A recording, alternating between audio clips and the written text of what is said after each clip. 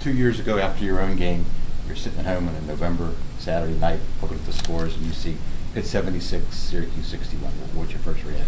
Well, if I think back to 2 years ago at that time, I had my own things that I was working on as a head coach. So, anytime you see a score like that, you think two things. You think, the way the game is going, just in terms of spread offenses, it's tough to hold scores down. The national average is up. That's the reality of things. And, it's with tempo teams that get, upwards near 100 plays. The reality is they're going to have more opportunity to make some plays. So just scores in general around the country, you see them trending upward. How much film of that game have you guys watched this week? Of Syracuse of that game? Not much. There a lot. Things change. There's certainly things that Dino still does that he did at that time, certain elements. But we look at the more recent games, most last year, and then what they're doing this year. As far as what you've seen from them so far this season, what stands out the most? Is it Dungy sort of running things the way he does? Yeah, but they've got good athletes too. We don't know if Ravion Pierce, their tight end number 6, is going to be able to play, but he's a weapon. There's no question about that.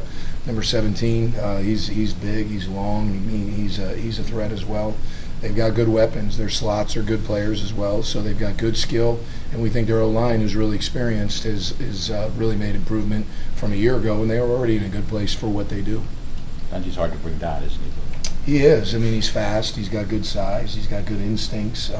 He can make you miss, and he can run through arm tackles. So he's a challenge, and we look forward to doing everything we can to try and slow him down. What can you tell your kids about a guy? Get a guy to grab like that? Yeah, it's really do everything you can to get his legs wrapped up and rally to the ball. It's going to take gang tackling. It's going to take tremendous effort to get him down. We know he's going to break a tackle at some point during the game, and we got to have multiple guys there at the point of attack to assist in getting him down.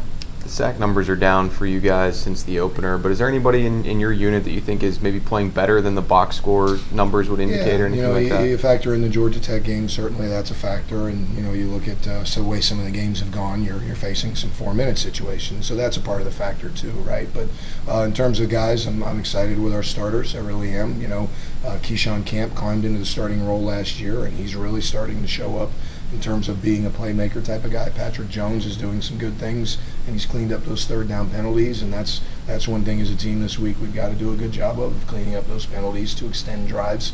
So we're working hard on those things. We're trying to bait them into penalties during practice to hopefully continue to shrink those numbers. Charlie, I apologize if you've been asked, but the biggest challenge when you're facing that kind of tempo, what is that for a defense? Well, it's the training, and we work hard to create even a more challenging setup in practice where we try and go faster when we're getting the scout team to go, which is hard. You can't go much faster than they do, but it's just putting whatever happened on that play, the play is over, getting your eyes to the sideline. You're constantly on process, so the challenge is to remain extremely laser focused so that you get the call, get aligned, run the play, do it again. You just keep hitting the repeat button. Sometimes they get the ball off in 7 or 8 seconds, and that's about as fast as I think you possibly can go. So getting our process, eyes to the signal, get aligned, run the call, do it again. That's the challenge. They're just as fast as Central Florida, then, right? It's almost like when you average it out, because we take a look at time between snap, we look at the TV copies and actually document that time, and they average 2 to 3 seconds faster per play. How do you try to bait a guy into a penalty in practice? Different things. We really have our scout team, Nick Patty's done an amazing job these last 2 days of trying to pull us off sides. Their quarterback here, he's really good. He pulled us off for 2 or 3 last year. So we work hard there. We try and get our scout team guys to get a little extra push after the end of the play, see how our kids respond, and anything like that we can do. And then really encouraging our guys not to, when you get face masks and things like that, honestly, Brian, it's guys that are reaching for the tackle instead of using good fundamentals and wrapping and rolling with the legs. Speaking of that, we were talking to Hendricks yesterday. He said, even though the sack numbers are down, he thinks guys are getting back there, but they're just not finishing. Is that what you're seeing, why you guys aren't getting more of them? I'm seeing some wins, but again, you factor in Georgia Tech and you factor in the situation we've been in a couple of the end of these games, you got to factor in opportunities to pass rush as well. Do you do the shout at the end of the play every game, every week? Every week we do, but we've tried to amp it up a little bit this week because we want our kids to. We're a disciplined group. These guys take care of their business.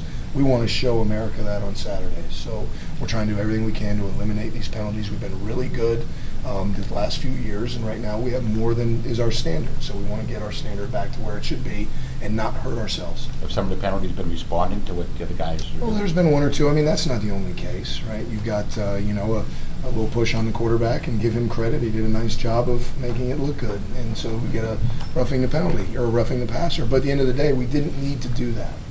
We didn't need to put our hands on that quarterback. So those type of things, we just got to continue to fight to clean up. It's about the football team. It's about Pitt. It's about this logo. It's about doing everything we can to win for this team. So we're trying to do everything we can to put our kids in every challenging position we can think of, so when that time comes, they're trained and they make a good decision for this. That's what we're working on every day. Do you feel like the kids are getting it and they understand it? Yeah, I mean, these are young kids. They're 18 to 22, and your older guys get it better than your younger guys, and we're training them. That's what we're working on.